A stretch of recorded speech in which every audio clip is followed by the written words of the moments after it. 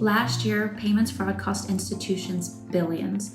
According to the Federal Trade Commission, consumers reported losing more than $12.5 billion to fraud in 2024, a 25% increase over the previous year.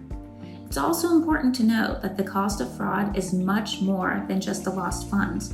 Studies by LexisNexis have shown that for every dollar that a financial institution loses to fraud, the true cost when you add in labor, investigations, and legal fees can be as high as $4.41 in the US. It seems the traditional defenses we relied on simply can't keep up with today's sophisticated fraud rings. But there is a new powerful tool that's becoming increasingly accessible for financial institutions of all shapes and sizes to help fight back. Hello, I'm Brandie Thacker, President and CEO of EPCOR, and for today's deep dive, I want to chat about this year's buzzword, AI, and how financial institutions can use it responsibly in risk mitigation and fraud prevention strategies. AI is no longer a future tool, it's here embedded in the payments ecosystem.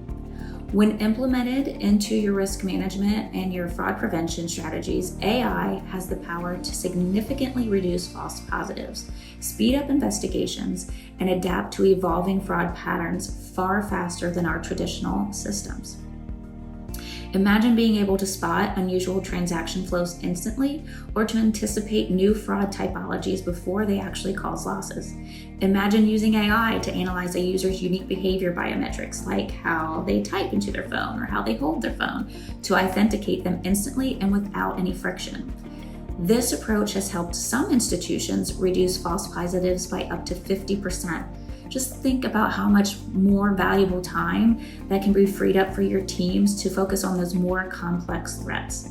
That is the power of AI. But with that power comes responsibility, and regulators are paying close attention.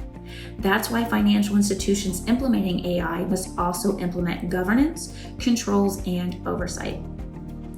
Supervisors expect institutions to validate, monitor, and explain AI models just like you would any other risk model. The OCC, FDIC, and Federal Reserve expect AI models to follow existing model risk guidance such as SR 11-7. The CFPB has reminded us that AI-driven decisions must be explainable, especially when they affect our account holders. And adverse action notices still apply. If you're relying on vendors for AI tools, examiners will expect the same level of oversight and due diligence as if that risk model or fraud model were built in-house. Institutions must also safeguard data, quality, privacy, and security with existing laws. And let's not forget international trends like the FCA in the UK, APRA in Australia, the Reserve Bank of India, and global standard setters like the BIS are all emphasizing governance, accountability, and explainability in AI for payments. Remember, implementing AI into your risk management and fraud prevention strategy is not about replacing your fraud analysts. It's about empowering them, giving them tools to succeed.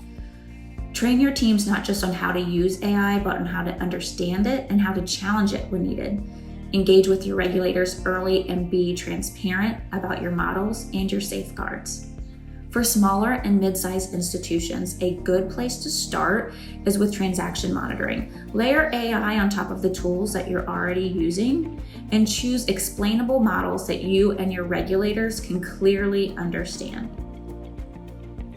If you're working with vendors, be sure to ask the tough questions like 1, how is the model validated? 2, what data is it trained on? And 3, how is bias addressed? Your examiners are going to expect that you know these answers, so make sure you ask the questions now. If you're ready to explore how AI can help protect your financial institution and your account holders, I recommend starting with an assessment of your fraud detection gaps. And remember to engage with your regulators early, as U.S. agencies are actively reviewing AI in financial services and more direction is likely on the horizon. I'll see you in our next deep dive. Until then, don't forget to follow EPCOR for more payments insights. Have a good one, everybody. Bye-bye.